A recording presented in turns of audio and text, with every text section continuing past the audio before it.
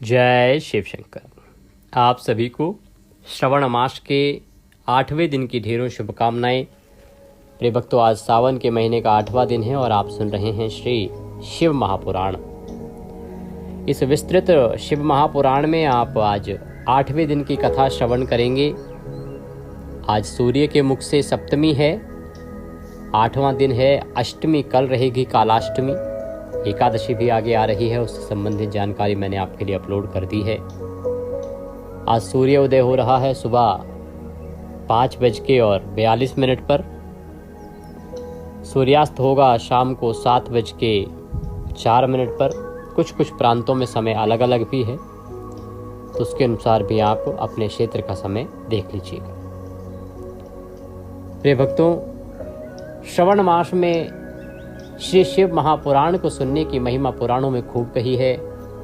आप भक्त जिस भी किसी माध्यम से मेरे द्वारा सुनाई जा रही इस शिव महापुराण का श्रवण कर रहे हैं, आपको खूब खूब बधाई कि आप इस दिन का, इस समय का, इस माह का उत्तम से उत्तम लाभ ले रहे हैं।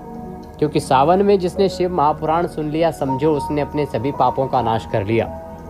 ऐसा भगवान शंकर स्वयं बताते हैं। और शिव महापुराण को इसलिए सुनना चाहिए क्योंकि भगवान शंकर के द्वारा ही ये पूरा पुराण कहा गया है।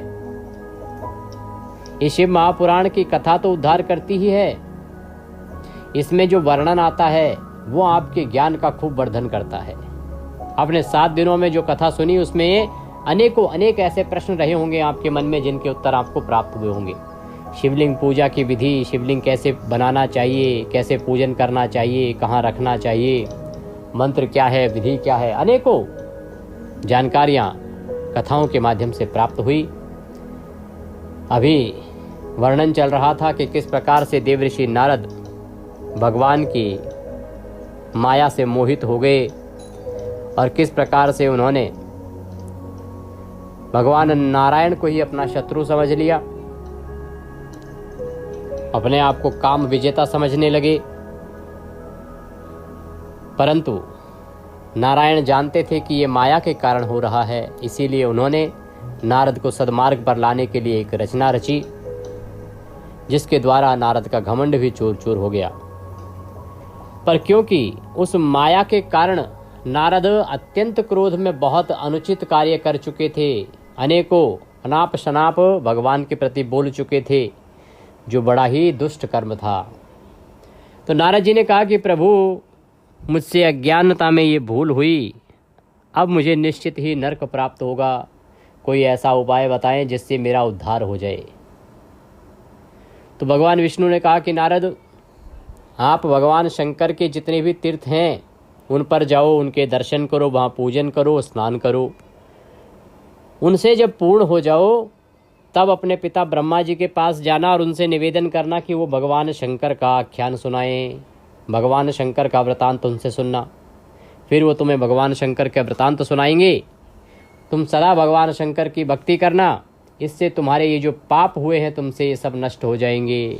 क्या पाप था? सबसे बड़ा पाप ये था, भगवान शंकर ने कहा कि नारद, ये जो तुम बात कर रहे हो ना अनर्गल, कि तुमने कामदेव को जीत लिया, ये किसी और से ना कहना। मुझसे तो कह दिया, पर किसी और को ये बात भूल के भी ना कहना। तो भगवान शंकर की आज्ञा के बाद भी नारद ने उनको अपना हितैषी ना जानकर सोचा कि ओह, मेरी प्रशंसा ना हो जाए जगत में कि मैंने कामदेव को परास्त कर दिया, इसीलिए शंकर जी मुझसे छुपाने को कह रहे हैं। और उसके बाद जो चरित्र हुआ वो आपने देखा ही, क्या घटनाएं घटित हुई, कैसे वानरमुख हुआ और फिर कैसे क्रोधित हुए, कैसे भगवान विष्णु को उन्होंने अनाप शनाप कहा। तो इन सभी पापों का नाश नारद इस प्रकार से हो जाएगा। तो सूत जी महाराज कहते हैं कि महर्षियों, भगवान श्री हरि के अंतर ध्यान हो जाने पर मुनि श्रेष्ठ नारद शिवलिंगों का भक्ति पूर्वक दर्शन करते हुए पृथ्वी पर विचरण करने लगे। तो इस प्रकार से उपाय बता के नारद को और भगवान अंतर ध्यान हो गए। नारद वहां से चले और भगवान के आदेश अनुसार पूरी पृथ्वी पर विचरण कर रहे हैं। जहां जहां भगवान के स्थापित शिवलिंग हैं उन सब के दर्शन कर रहे हैं। भूमंडल पर घूम फिर कर उन्होंने भोग मोक्ष देने वाले बहुत से शिवलिंगों का प्रेम पूर्वक दर्शन किया। दिव्यदर्शी नारद जी भूतल के तीर्थों में विचर रहे हैं और इस समय उनका चित्त शुद्ध है। यह जानकर वे दोनों शिवगण उनके पास आए। कौन दो शिवगण? जिनको श्राप दिया था नारद जी ने कि वो दोनों राक्षस के रूप में जन्म लेंगे ब्राह्मण के वीर्य से। दोनों ने देखा कि अब नारद जी का चित्त शुद्ध हो गया है, तो दोनों जो है अवसर जान के नारद जी के पास आए और उनके दिए हुए श्राप के उद्धार की इच्छा रखकर वहाँ गए। उन्होंने आदर पूर्वक मुनि के दोनों पैर पकड़ लिए और मस्तक झुकाकर भली भांति प्रणाम करके कहा कि हे ब्राह्मण, हम दोनों शिव के गण हैं, मुने हमने ही आपका अपराध किया है। राजकुमारी श्रीमती के स्वयंवर में आपका चित्र माया से मोहित हो रहा था। उस समय परमेश्वर की प्रेरणा से आपने हम दोनों को श्राप दे दिया। वहाँ कुशमय जानकर हमने चुप रहना जाना। हमने सोचा कि ये समय सही नहीं है बात करने का, क्योंकि आप अत्यंत क्रोध में थे, माया के वशीभूत थे, तो हमने चुप रहना ही उचित समझा और इसी को अपने जीवन की रक्षा का उपाय भी समझा कि इससे पहले कि कुछ और बड़ा श्राप दे दें आप। इसमें किसी का दोष नहीं है, हमें अपने कर्म का ही फल प्राप्त हुआ है। हे प्रभु, अब आप प्रसन्न होइए और हम दोनों पर अनुग्रह कीजिए, हम पर कृपा कीजिए। नारद जी ने कहा, आप दोनों महादेव जी के गण हैं और सत्पुरुषों के लिए परम सम्माननीय हैं। अतः मेरे मोह रहित एवं सुखदायक यथार्थ वचन को सुनिए। पहले निश्चय ही मेरी बुद्धि भ्रष्ट हो गई थी, बिगड़ गई थी और मैं सर्वथा मोह के वशीभूत हो गया था। इसीलिए आप दोनों को मैंने श्राप दे दिया। हे शिवगणों, मैंने जो कुछ कहा है वह वैसा ही होगा, तथापि मेरी बात सुनो। मैं आपके लिए श्राप उद्धार की एक बात बता रहा हूं। आप लोग आज मेरे अपराध को क्षमा कर दें। हे मुनिवर, विश्रवा के वीर्य से जन्म ग्रहण करके आप संपूर्ण दिशा में प्रसिद्ध कुंभकर्ण और रावण राक्षस राज का पद प्राप्त करेंगे। बताया कि ऋषि हैं विश्रवा, उनके पुत्र के रूप में आप दोनों उत्पन्न होंगे। एक का नाम कुंभकर्ण, एक का नाम रावण होगा और आप राक्षसों के राजा बनेंगे। बलवान होंगे, वैभव से युक्त तथा परम प्रतापी होंगे। समस्त ब्रह्मांड के राजा होकर शिव भक्त एवं जितेंद्रिय होंगे और शिव के ही दूसरे स्वरूप श्री विष्णु के हाथों मृत्यु पाकर फिर अपने पद पर प्रतिष्ठित हो जाएंगे। और कहा कि आप कोई साधारण राक्षस नहीं होंगे, जितेंद्रिय, जिसने अपने इंद्रियों को जीत रखा हो, और बड़े शिव भक्त भी होंगे। अंत में आपका उद्धार भगवान विष्णु के हाथों होगा। महात्मा नारद मुनि की यह बात सुनकर वे दोनों शिवगण प्रसन्न हो गए और आनंद अपने स्थान को लौट गए। श्री नारद जी भी अत्यंत आनंदित हो अनन्य भाव से भगवान शिव का ध्यान तथा शिव तीर्थ का दर्शन करते हुए बारंबार भूमंडल में विचरण करने लगे। अंत में वे सबके ऊपर विराजमान शिवप्रिया काशीपुरी में गए, जो विश्व रूपिणी एवं शिव को सुख देने वाली है। काशीपुरी का दर्शन करके नारद जी कृतार्थ हो गए। उन्होंने भगवान काशीनाथ का दर्शन किया और परम प्रेम एवं परमानंद से युक्त हो उनकी पूजा की। काशी का सानंद सेवन करके वे मुनिश्रेष्ठ कृतार्थता का अनुभव करके प्रेम से विहल हो उसका नमन वर्णन स्मरण करते हुए ब्रह्मलोक को चले गए। निरंतर शिव का स्मरण करने से उनकी बुद्धि शुद्ध हो गई थी। वहां पहुंचकर शिव तत्व का विशेष रूप से ज्ञान प्राप्त करने की इच्छा से नारद जी ने ब्रह्मा जी को भक्ति पूर्वक नमस्कार किया और नाना प्रकार के स्तोत्रों द्वारा उनकी स्तुति करके उनसे शिव तत्व के विषय में पूछा। तो जैसा भगवान विष्णु ने कहा था वैसा वैसा नारद जी ने किया। पहले पृथ्वी पर गए, वहां जितने भी शिव तीर्थ हैं वहां पर भ्रमण किया। वहां का पुण्य प्राप्त करके भक्ति करके अंत में काशी गए। काशी में कर्म करने के बाद पहुंच गए भगवान ब्रह्मदेव के पास। वहां उनकी स्तुति करी और स्तुति करके उनसे शिव तत्व के विषय में निवेदन किया। उस समय नारद जी का हृदय भगवान शंकर के प्रति भक्ति भाव से परिपूर्ण था। नारद जी बोले, ब्राह्मण, परब्रह्म परमात्मा के स्वरूप को जानने वाले पितामह जगत प्रभु, आपके कृपा प्रसाद से मैंने भगवान विष्णु के उत्तम महात्म्य का पूर्णतया ज्ञान प्राप्त कर लिया है। भक्ति मार्ग, ज्ञान मार्ग, अत्यंत दुस्तर तमो मार्ग, दान मार्ग तथा तीर्थ मार्ग का भी मैं वर्णन सुन चुका हूं, परंतु शिव तत्व का ज्ञान मुझे अभी तक नहीं हुआ। मैं भगवान शंकर की पूजा विधि को भी नहीं जानता। अतः हे प्रभु, आप क्रमशः इन विषयों का तथा भगवान शिव के विविध चरित्रों को अपने उनके स्वरूप तत्व, प्रकाट्य, विवाह, गृहस्थ्य, धर्म सब मुझे बतलाइए।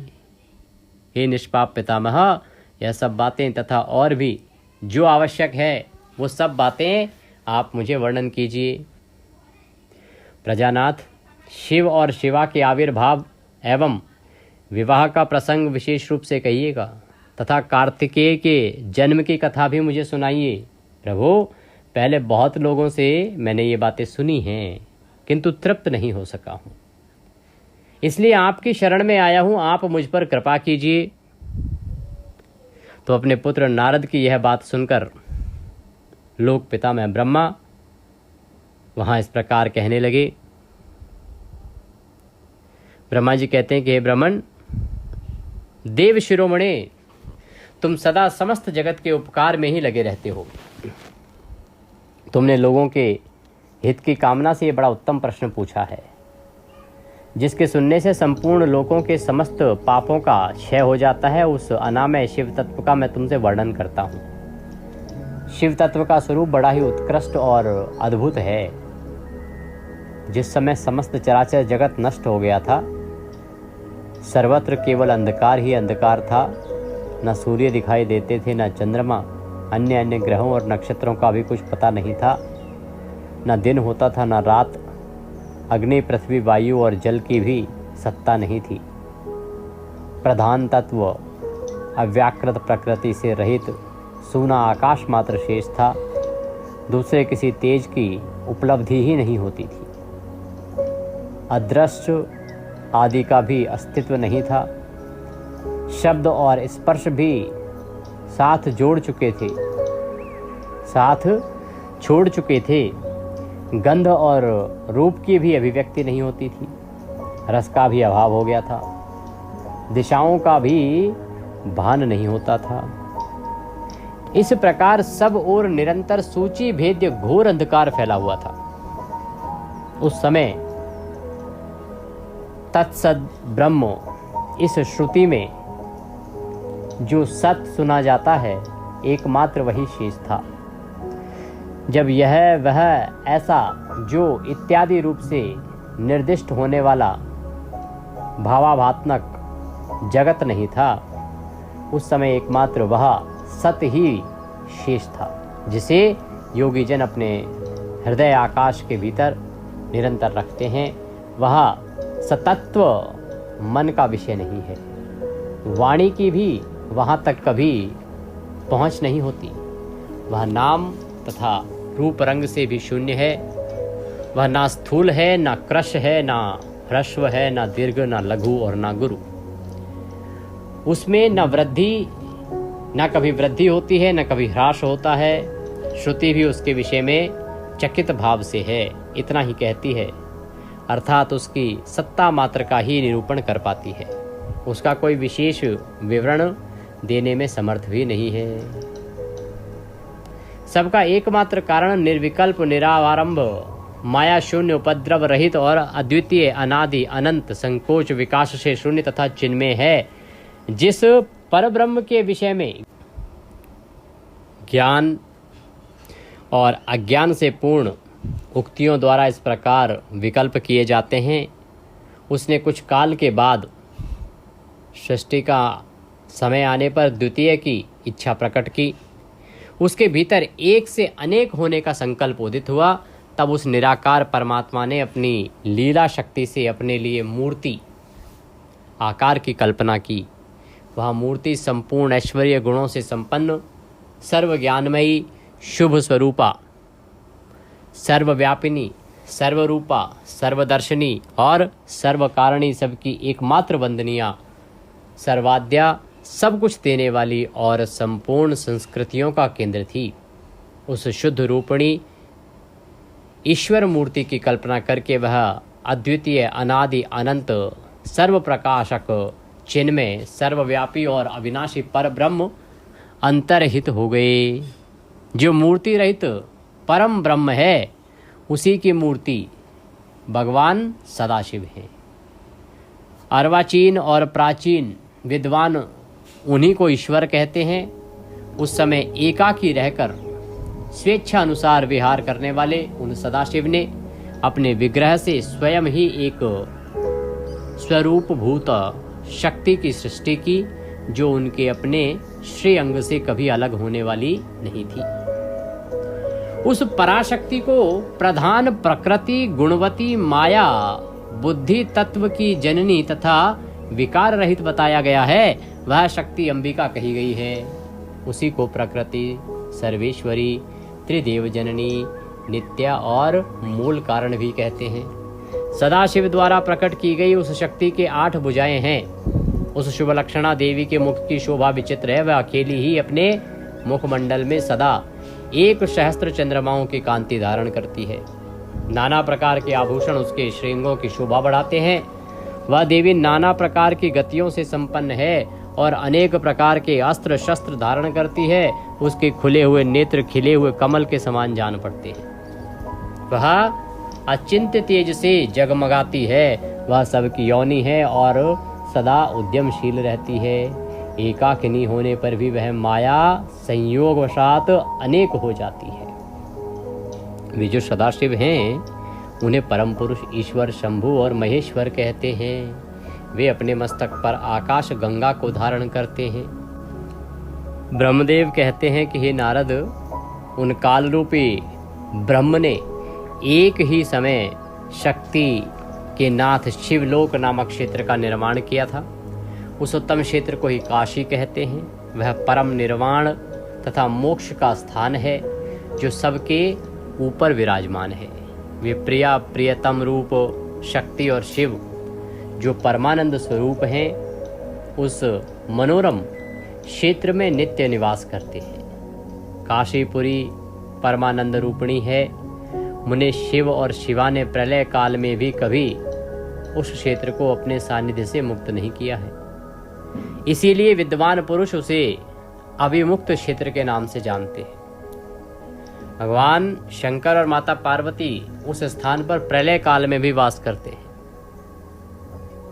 वह क्षेत्र आनंद का हेतु है। इसीलिए पिनाकधारी शिव ने पहले उसका नाम आनंद वन रखा। उसके बाद वह अविमुक्त के नाम से प्रसिद्ध हुआ। भगवान शंकर कहते हैं कि हे देवर्षि, एक समय उस आनंद वन में रमण करते हुए शिवा और शिव ने मन में यह इच्छा प्रकट की कि किसी दूसरे पुरुष की सृष्टि करनी चाहिए, जिस पर यह सृष्टि संचालन का महान भार रखकर हम दोनों केवल काशी में रहकर इच्छा अनुसार विचरें और निर्वाण धारण करें। वही पुरुष हमारे अनुग्रह से सदा सबकी सृष्टि करे, पालन करे और वही अंत में सबका संहार भी करे। यह चित्त एक समुद्र के समान है। इसमें चिंता की उत्ताल तरंगे उठ उठकर इसे चंचल बनाए रहती हैं। इसमें सत्व गुण रूपी रत्न, तमो गुण रूपी ग्राह और रजो गुण रूपी मूंगे भरे हुए हैं। इस विशाल चित्त समुद्र को संकुचित करके हम दोनों उस पुरुष के प्रसाद से आनंद कानन काशी में सुखपूर्वक निवास करें। यह आनंद वन वह स्थान है जहां हमारी मनोवृत्ति सब ओर से सिमटकर इसी में लगी हुई थी तथा जिसके बाहर का जगत चिंता से आतुर प्रतीत होता है। ऐसा निश्चय करके शक्ति सहित सर्वव्यापी परमेश्वर शिव ने अपने वाम भाग से 10वें अंग पर अमृत मल दिया। फिर तो वहाँ से एक पुरुष प्रकट हुआ जो तीनों लोकों में सबसे अधिक सुंदर था। वह शांत था, उसमें सत्वगुण रूपी अधिकता थी तथा वह गंभीरता का अथाह सागर था। मुने क्षमा नामक गुण से युक्त उस पुरुष के लिए ढूंढने पर भी कहीं कोई उपमा नहीं मिलती। वह इस प्रकार का था कि उसके जैसा कोई दूसरा न है न होगा। उसकी कांति इंद्रनील मणि के समान श्याम थी। उसके रंग अंग से दिव्य शोभा छिटक रही थी और नेत्र प्रफुल्ल कमल के समान शोभा पा रहे थे। श्रीअंगों पर स्वर्ण की सी कांति वाले 2 सुंदर रेशमी पीतांबर शोभा दे रहे थे। किसी से भी पराजित न होने वाला वह वीर पुरुष अपने प्रचंड भुजदंडों से सुशोभित हो रहा था। तदंतर उस पुरुष ने परमेश्वर शिव को प्रणाम करके कहा कि स्वामिन, मेरे नाम निश्चित कीजिए और काम बताइए। उस पुरुष की यह बात सुनकर महेश्वर भगवान शंकर हंसते हुए मेघ के समान गंभीर वाणी में बोले। तो ब्रह्मदेव कह रहे हैं कि जब देवी पार्वती ने विचार किया कि अब कब तक हम इस सृष्टि को ही देखते रहेंगे, क्यों ना इसके लिए एक जीव उत्पन्न किया जाए जो हमारे दिए गए दिशा निर्देशों के अनुसार इस सारे कार्य को करे और हम प्रसन्नता पूर्वक काशी में विचरण कर सके। तो भगवान के 10वें अंग से एक सुंदर पुरुष की उत्पत्ति हुई, जिसकी अनेकों उपमाएं यहाँ पर दी जा रही हैं, परंतु उसकी तुलना किसी के साथ नहीं की जा सकती। वह सुंदर पुरुष जब भगवान के सामने उत्पन्न हुआ तो उसने निवेदन किया कि प्रभु, मेरा नाम क्या है, मेरा नाम निश्चित करें, मेरा नाम दीजिए और मेरा कार्य बताइए।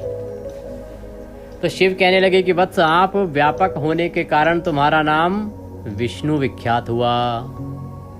इसके सिवा और भी बहुत से नाम होंगे जो भक्तों को सुख देने वाले होंगे। तुम सुस्थिर उत्तम तप करो, क्योंकि वही समस्त कार्यों का साधन है। दूसरा प्रश्न था कि क्या करना चाहिए, तो कहा कि तुम सुस्थिर तप करो, तप करने से ही सभी कार्य सिद्ध होते हैं।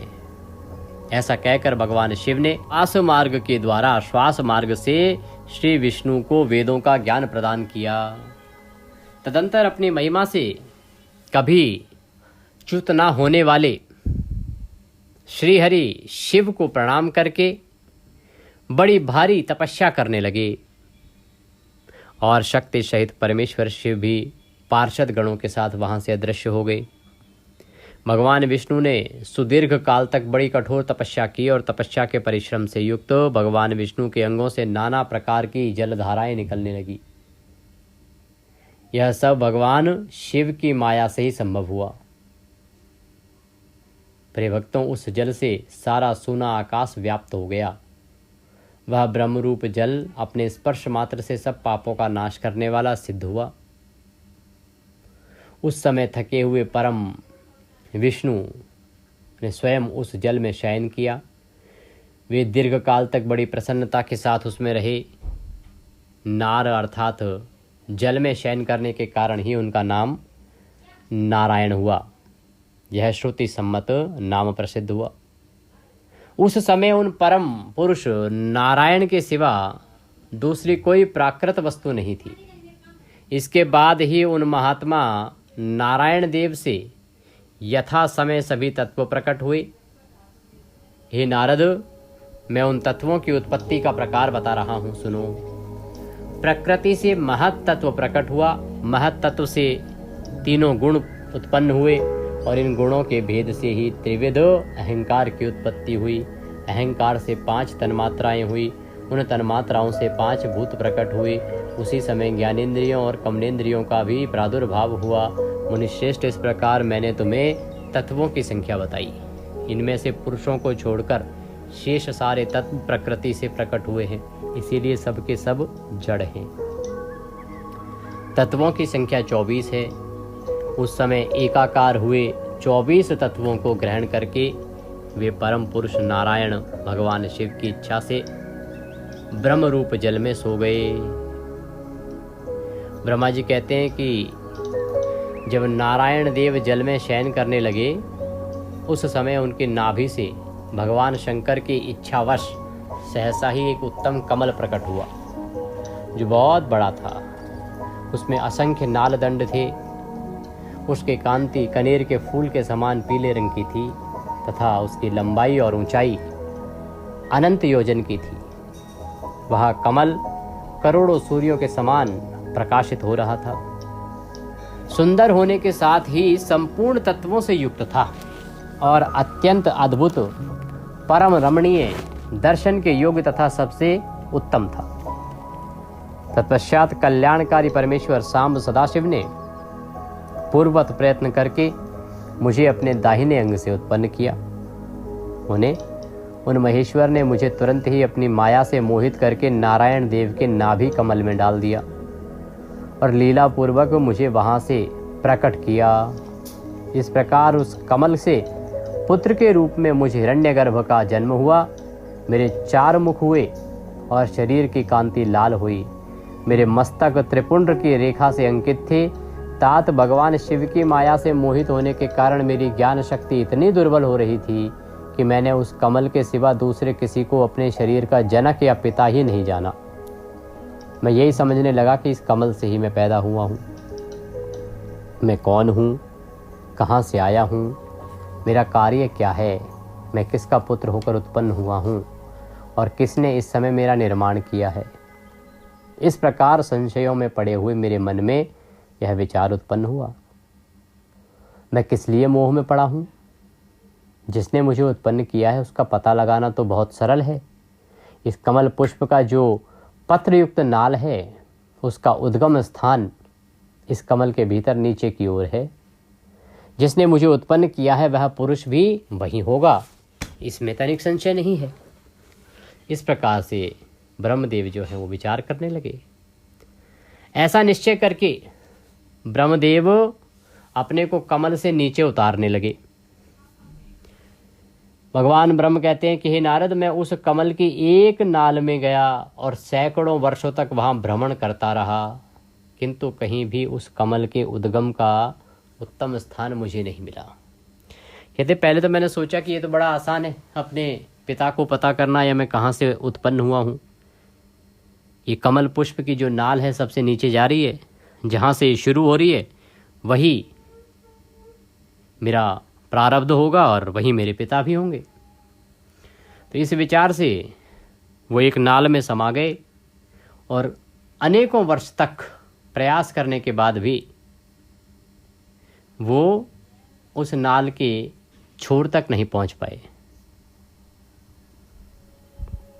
तब पुनः संशय में पड़कर ब्रह्मदेव उस कमल पुष्प पर जाने के लिए उत्सुक हुए और नाल के मार्ग से उस कमल पर चढ़ने लगे। अब फिर सोचा कि चलो नीचे ना जाके ऊपर जाते हैं।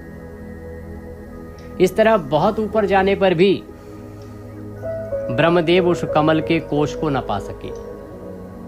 उस दशा में ब्रह्मदेव और भी अधिक मोहित हो उठे। प्रिय भक्तों, उस समय भगवान शिव की इच्छा से परम मंगलमयी उत्तम आकाशवाणी प्रकट हुई, जो ब्रह्मदेव के मोह का विध्वंस करने वाली थी। उस वाणी ने कहा कि तपस्या करो। उस आकाशवाणी को सुनकर ब्रह्मदेव ने अपने जन्मदाता पिता का दर्शन करने के लिए उस समय पुनः प्रयत्न पूर्वक 12 वर्षों तक घोर तपस्या की। तब मुझ पर अनुग्रह करने के लिए 4 भुजाओं वाले सुंदर नेत्रों से सुशोभित भगवान विष्णु वहां सहसा ही प्रकट हो गए। कौन सुना रहा है ये वृतांत? ब्रह्मदेव सुना रहे हैं अपने पुत्र देवऋषि नारद को कि ऐसे ऐसे उनके साथ घटनाएं घटित हुई। फिर भगवान विष्णु प्रकट हुए 12 वर्ष की तपस्या के बाद। उन परम पुरुष ने अपने हाथों में शंख, चक्र, गदा और पद्म धारण किए हुए थे।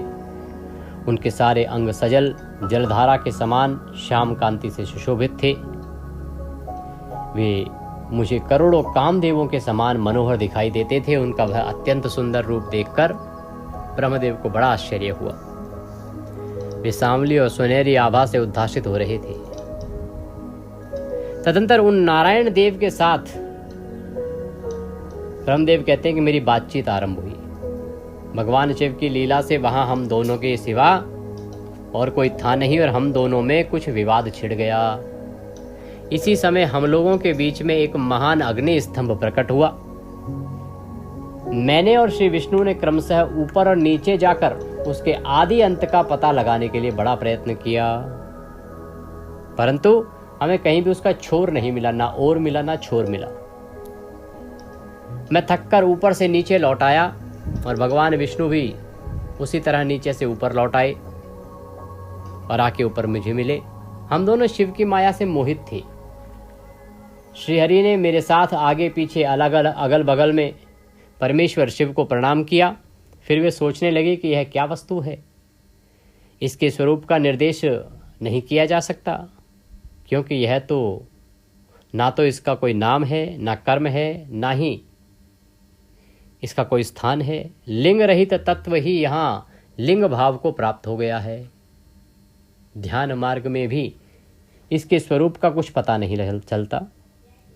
इसके बाद मैं और श्रीहरि अर्थात ब्रह्मदेव और भगवान विष्णु दोनों ने अपने चित्त को स्वस्थ करके उस अग्नि स्तंभ को प्रणाम करना आरंभ किया। दोनों बोले, हे महाप्रभु, हम आपके स्वरूप को नहीं जानते। आप जो कोई भी हैं, आपको हमारा नमस्कार है। हे महेशान, आप शीघ्र ही हमें अपने यथार्थ रूप का दर्शन कराइए। ब्रह्मदेव कहते हैं कि हे नारद, इस प्रकार अहंकार से आविष्ट हुए हम दोनों ही वहाँ नमस्कार करने लगे। ऐसा करते हुए हमारे 100 वर्ष बीत गए। इस प्रकार हम दोनों देवता गर्व रहित हो निरंतर प्रणाम करते रहे। हम दोनों के मन में एक ही अभिलाषा थी कि इस ज्योतिर्लिंग के रूप में प्रकट हुए महेश्वर प्रत्यक्ष दर्शन दें। भगवान शंकर की दीनों के प्रति पालक अहंकारियों का गर्व चूर्ण करने वाले तथा सबके अविनाशी प्रभु हैं, वे हम दोनों पर दयालु हो गए। उस समय वहां उन मुनि श्रेष्ठ से ओम ओम ऐसा शब्द रूप नाद प्रकट हुआ, जो स्पष्ट रूप से सुनाई देता था। वह नाद लुप्त स्वर में अभिव्यक्त हुआ। जोर से प्रकट होने वाले उस शब्द के विषय में यह क्या है, ऐसा सोचते हुए समस्त देवताओं के आराध्य भगवान विष्णु मेरे साथ संतुष्ट चित्त से खड़े रहे। वे सर्वथा वैर भाव से रहित थे। उन्होंने लिंग के दक्षिण भाग में सनातन आदिवर्ण अकार का दर्शन किया, उत्तर में उकार का, मध्य भाग में मकार का और अंत में ओम इस नाद का साक्षात दर्शन एवं अनुभव किया। दक्षिण भाग में प्रकट हुए आदिवर्ण आकार को सूर्यमंडल के समान तेजोमय देखकर जब उन्होंने उत्तर भाग में दृष्टिपात किया, तब वहां उकार वर्ण अग्नि के समान दीप्तिमान दिखाई दिया। प्रिय भक्तों, इसी तरह उन्होंने मध्य भाग में मकार को चंद्रमंडल के समान उज्जवल कांति से प्रकाशमान देखा। तदंतर जब उसके ऊपर दृष्टि डाली, तब शुद्ध स्फटिक मणि के समान निर्मल प्रभा से युक्त तुरीयातीत अमल निष्कल निरुपद्रव निर्द्वंद अद्वितीय शून्यमय बहम और आभ्यंतर के भेद से रहित बहांतर भेद से युक्त जगत के भीतर और बाहर स्वयं ही स्थित आदि मध्य और अंत से रहित आनंद के आदिकरण तथा सबके परम आश्रय सत्य आनंद एवं अमृत रूप पर ब्रह्म का साक्षात्कार किया।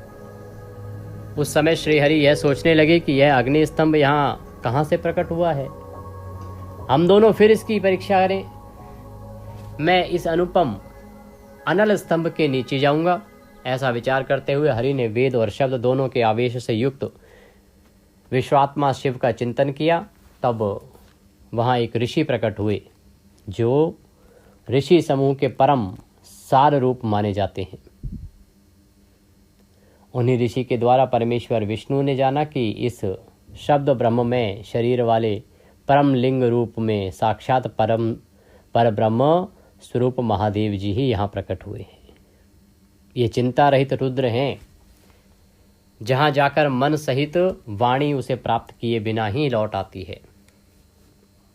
उस पर ब्रह्म परमात्मा शिव का वाचक अर्थात एकाक्षर प्रणव जिसे हम कहते हैं ओम,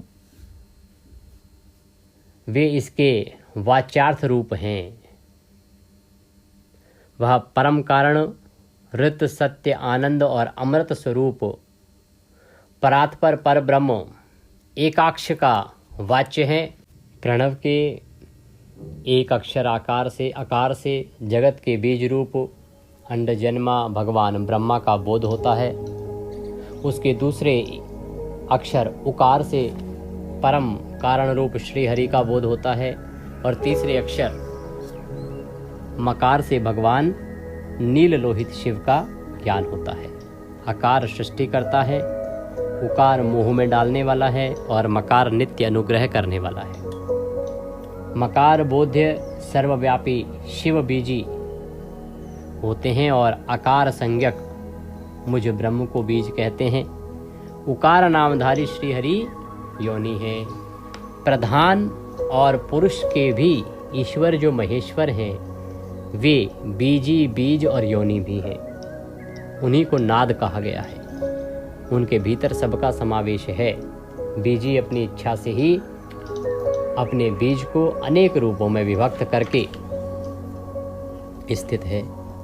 इन बीजी भगवान महेश्वर के लिंग से आकार रूपो बीज प्रकट हुआ, जो उकार योनि में स्थापित होकर सब ओर बढ़ने लगा।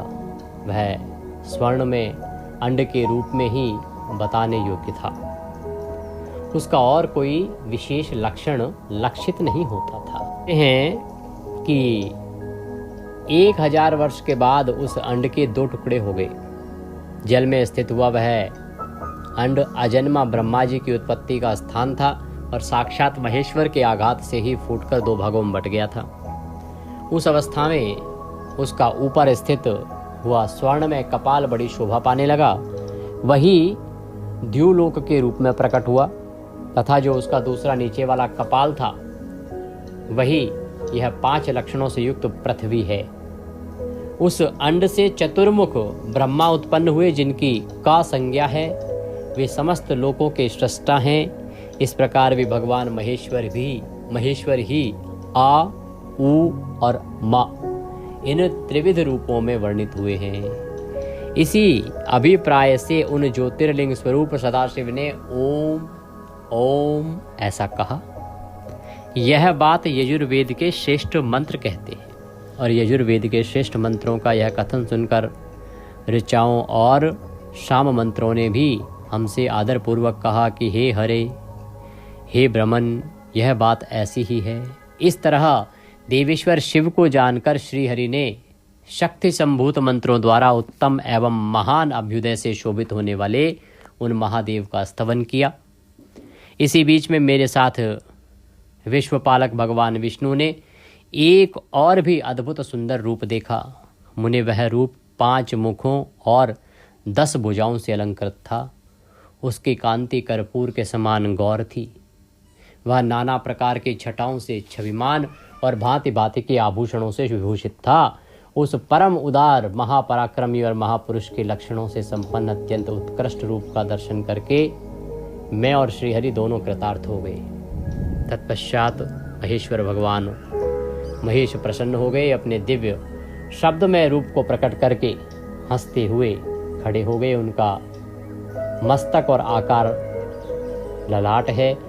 इसका दाहिना और इकार बायां नेत्र है। उकार को उनका दाहिना और उकार को बायां कान बताया जाता है। रकार को उन परमेश्वर का दायां कपाल कहते हैं और प्रकार को बायां। ल और ल ये उनकी नासिका के दोनों छिद्र हैं। एकाकार उन सर्वव्यापी प्रभु का ऊपरी ओष्ठ है और एकार अधर है। ओकार तथा औकार ये दोनों क्रमशः उनकी ऊपर और नीचे की 2 दंत पंक्तियां हैं। मकार उन योगी महादेव शंभु का हृदय है।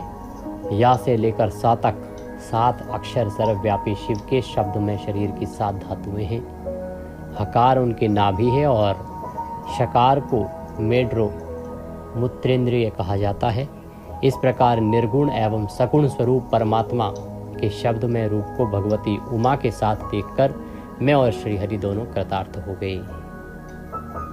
इस तरह शब्द ब्रह्म में शरीरधारी महेश्वर शिव का दर्शन पाकर मेरे साथ श्रीहरि ने उन्हें प्रणाम किया और पुनः ऊपर की ओर देखा। उस समय उन्हें 5 कलाओं से युक्त ओंकार जनित मंत्र का साक्षात्कार हुआ।